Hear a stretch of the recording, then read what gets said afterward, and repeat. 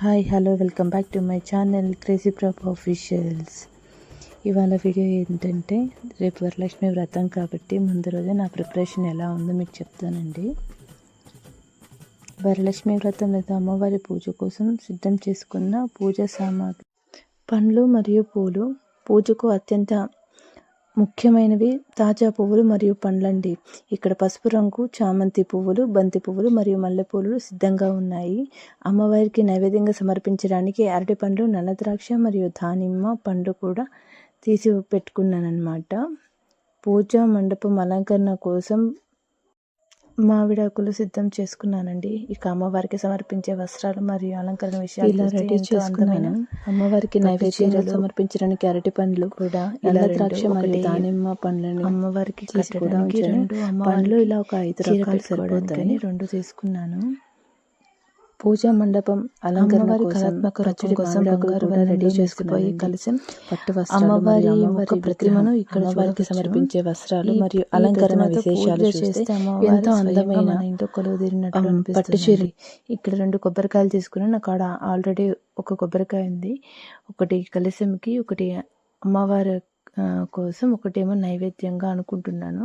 ఒకటి ఆల్రెడీ నా దగ్గర ఉంది. పోతే సాంబ్రాణి కడ్డీలు, ఈ ఆయిల్ ప్యాకెట్స్ నా దగ్గర లేవు కాబట్టి ఇవన్నీ తెచ్చుకున్నా.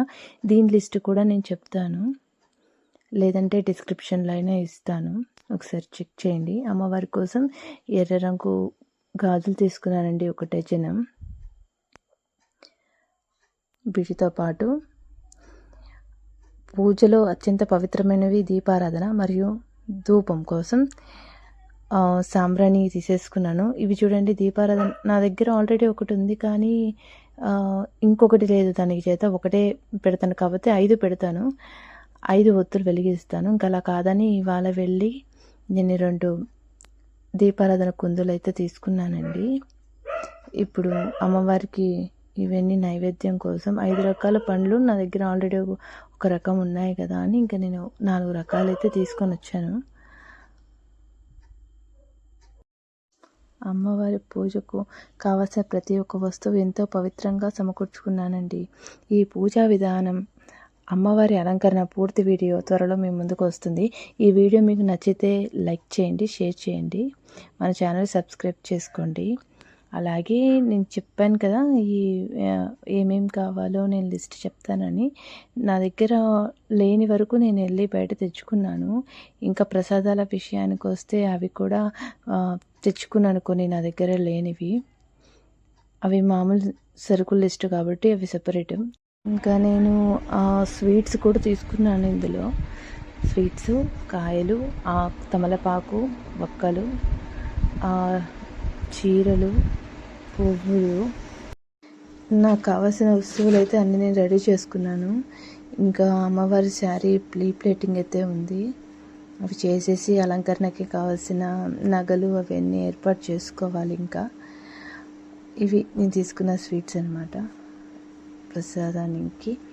అలాగే నేను రేపు ప్రసాదాలు కూడా ప్రిపరేషన్ ఉంది, అవి చేస్తాను. వీలైతే నేను వీడియో తీస్తాను. వరలక్ష్మి వ్రతానికి ముందు రోజు సాధారణంగా ఇవి ముందే రెడీ చేసుకుంటే మరుసటి రోజు పని చాలా ఈజీ అవుతుందండి. పూజా సామాగ్రి కోసం కలశం, కొబ్బరికాయ, మామిడాకులు, పసుపు, కుంకుమ, గంధం, అక్షింతలు, పూలు, దీపం, వత్తులు, నెయ్యి లేదా నూనె, అగరబత్తీలు, కర్పూరం, పూజా తాంబూలం. అమ్మవారి అలంకరణ, వరలక్ష్మి అమ్మవారి ముఖం,